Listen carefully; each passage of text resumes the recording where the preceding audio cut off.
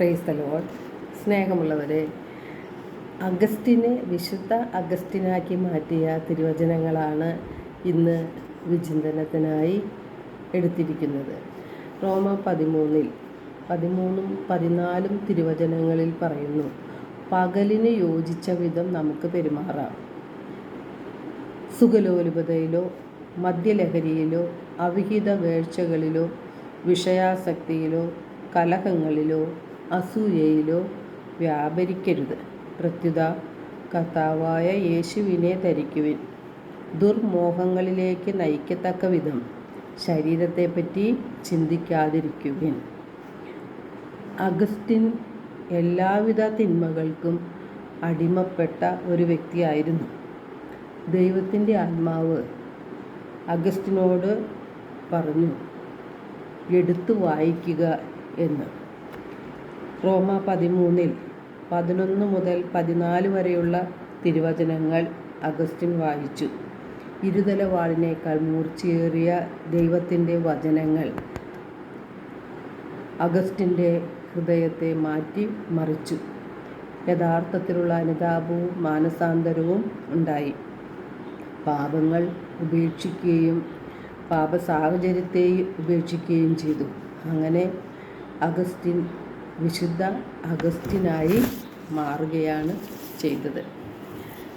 മാനസാന്തരത്തിലൂടെ, അനുതാപത്തിലൂടെ എല്ലാ പാപങ്ങളും ഉപേക്ഷിച്ച് ദൈവത്തെ ആശ്രയിച്ച് ദൈവത്തെ രക്ഷിതാവും നാഥനുമായി സ്വീകരിച്ച അഗസ്റ്റിൻ പിന്നീട് വിശുദ്ധ അഗസ്റ്റിനായി മാറി. എത്ര വലിയ പാപിക്കും വിശുദ്ധനോ വിശുദ്ധയോ ആയി മാറാൻ സാധിക്കും എന്നതിന് ഉദാഹരണമാണ് വിശുദ്ധ അഗസ്റ്റിൻ.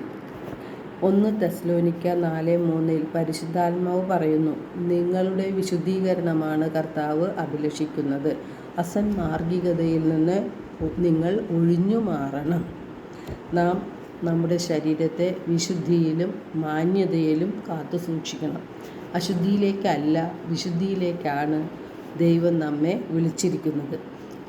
സുഖലോലുപതയും മദ്യാസക്തിയും അവിഹിത വേഴ്ചകളും കലഹവും അസൂയയും അഹങ്കാരവും വിദ്വേഷവും വൈരാഗ്യവും പ്രതികാര ചിന്തകളുമെല്ലാം മനുഷ്യനെ അശുദ്ധനാക്കി മാറ്റുകയാണ് ചെയ്യുന്നത്.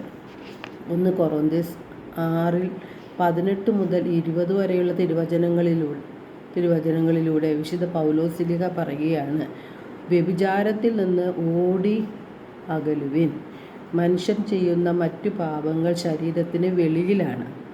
വ്യഭിചാരം ചെയ്യുന്നവനാകട്ടെ സ്വന്തം ശരീരത്തിനെതിരായി പാപം ചെയ്യുന്നു. നിങ്ങളുടെ ശരീരം പരിശുദ്ധാത്മാവിൻ്റെ ആലയമാണെന്ന് നിങ്ങൾക്ക് അറിഞ്ഞുകൂടെ? നിങ്ങൾ നിങ്ങളുടെ സ്വന്തമല്ല, നിങ്ങൾ വിലയ്ക്ക് വാങ്ങപ്പെട്ടവരാണ്. അതിനാൽ നമ്മുടെ ശരീരത്തിൽ ദൈവത്തെ മഹത്വപ്പെടുത്തുകയാണ് ചെയ്യേണ്ടത്. ഗലാത്യർ 5:16-21 വരെയുള്ള തിരുവചനങ്ങളിൽ വിശുദ്ധ പൗലോസ്ലീഹായിലൂടെ പരിശുദ്ധാത്മാവ് പറയുകയാണ്, ആത്മാവിൻ്റെ പ്രേരണയനുസരിച്ച് വ്യാപരിക്കുവിൻ. ജഡമോഹങ്ങളെ ഒരിക്കലും തൃപ്തിപ്പെടുത്തരുത്. എന്തെന്നാൽ ജഡമോഹങ്ങൾ ആത്മാവിന് എതിരാണ്, ആത്മാവിൻ്റെ അഭിലാഷങ്ങൾ ജഡത്തിനും എതിരാണ്.